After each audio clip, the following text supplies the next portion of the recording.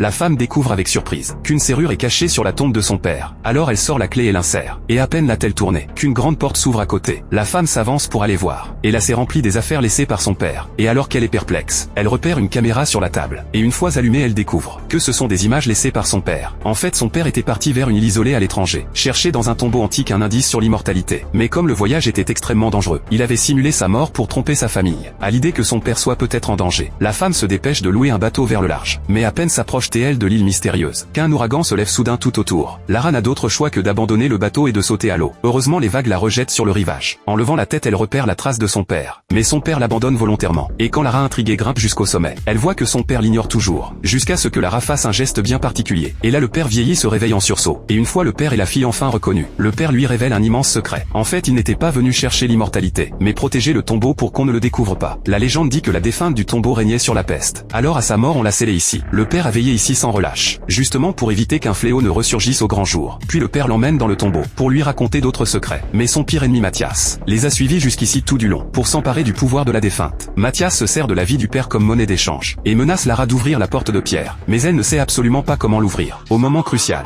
elle se souvient du jouet à serrure offert par son père, dont le mécanisme est le même que celui de la porte de pierre. Alors Lara se met à manipuler les plaques de pierre, et très vite la porte s'ouvre pour de bon. Puis le groupe s'enfonce au cœur du tombeau, mais Mathias envoie Lara ouvrir la voie en éclaireur. À peine a-t-elle fait 2 pas qu'elle déclenche un piège. Mais après une longue attente, il ne se passe rien. Et pile quand tout le monde croit à une fausse alerte, plusieurs pointes jaillissent sans le moindre signe, et embrochent net l'un des malfrats, ce qui pousse tout le monde à rester sur ses gardes. Heureusement, la suite du chemin se passe plutôt bien, et très vite le groupe arrive au bord d'une large crevasse. Mathias y jette un bâton lumineux, et découvre que c'est rempli de squelettes funéraires. Alors il ordonne à ses hommes de dresser une échelle pour passer, et très vite il trouve le cercueil de la défunte. Mathias est fou d'excitation, et ordonne vite à un sbire de soulever le couvercle. Mais à l'intérieur se trouve une reine, et la seconde d'après le corps se décompose à toute vitesse, et en un clin d'œil se réduit à un squelette. Quand Mathias veut emporter le corps, d'innombrables filets de sang noir apparaissent sur la paume du sbire, et aussitôt après toute sa chair pourrit à toute vitesse. Voyant ça, Mathias abat son homme, et c'est là que Lara comprend enfin qu'au moindre contact on est contaminé et on en meurt. Mais Mathias s'en moque complètement, il coupe un doigt de la reine, comptant le revendre très cher là-bas.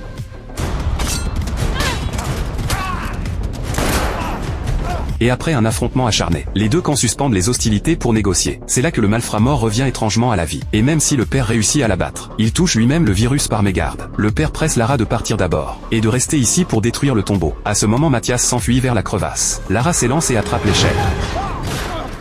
Et après avoir repoussé Mathias sur l'autre bord, elle balance l'échelle pour couper toute retraite. Mathias passe aussitôt à l'attaque. Et à la fin, grâce à ses déplacements agiles, Lara remonte à la surface avant l'effondrement du tombeau, enterrant à jamais ce terrible virus.